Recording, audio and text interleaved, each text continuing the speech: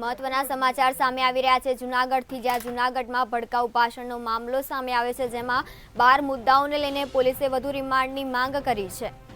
રિમાન્ડમાં આરોપી ખાતામાંથી ₹52 લાખ મળ્યા હતા। અલ એજ્યુકેશન એન્ડ વેલફેર ટ્રસ્ટના રૂપિયા મળ્યા છે। રૂપિયા કોણે અને ક્યાંથી જમા કરાવ્યા તેની તપાસ શરૂ કરવામાં આવી છે। ટ્રસ્ટમાં જમા કરાયેલ 27 લાખ આરોપીએ રોકડા ઉપાડ્યા છે। આરોપીના તથા ટ્રસ્ટ સહિત પરિવારના નામે 4 એકાઉન્ટ જોવા મળ્યા છે।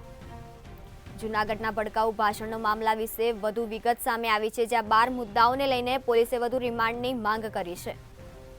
રિમાન્ડના આરોપી ખાતામાંથી ₹52 લાખ મળી આવ્યા છે। એલ એજ્યુકેશન એન્ડ વેલફેર ટ્રસ્ટના રૂપિયા મળી આવ્યા છે। આ રૂપિયા કોણે અને ક્યાંથી જમા કરાવ્યા તેની તપાસ શરૂ કરવામાં આવી છે। ટ્રસ્ટમાં જમા થયેલ 27 લાખ આરોપીએ રોકડા ઉપાડ્યા, જ્યાં આરોપીના તથા ટ્રસ્ટ સહિત પરિવારના નામે 4 એકાઉન્ટ જોવા મળ્યા છે। જૂનાગઢથી આ મહત્વના સમાચાર સામે આવે છે। આપણી સાથે સંવાદદાતા અમર બખાઈ જોડાઈ ગયા છે। તો આજે જૂનાગઢ ભડકાઉ ભાષણને મામલે 12 મુદ્દાઓને લઈને પોલીસે વધુ રિમાન્ડની માંગ કરી છે। શું છે વધુ વિગત?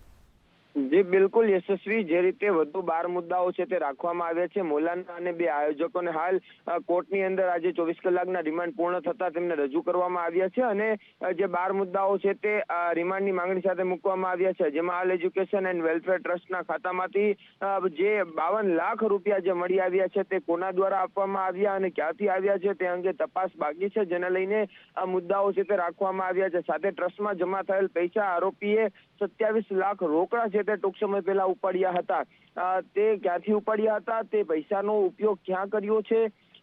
બીજી એક મુદ્દાની વાત કરવામાં આવે તો મૌલાના કેટલી વાર વિદેશ ગયા છે છેલ્લા 2 વર્ષની અંદર, તે પણ એક મુદ્દો રાખવામાં આવ્યો છે ને આરોપીના જે ટ્રસ્ટ સહિતના એકાઉન્ટ સહિતના પરિવારના નામે તપાસ દરમિયાન 4 એકાઉન્ટ પણ સામે આવ્યા છે, જેને લઈને હજુ તપાસ બાકી છે ને, જેને માટે તેમને જામીન ન મળે અને રિમાન્ડની માંગણી છે તે આજે પોલીસ દ્વારા કરવામાં આવી છે।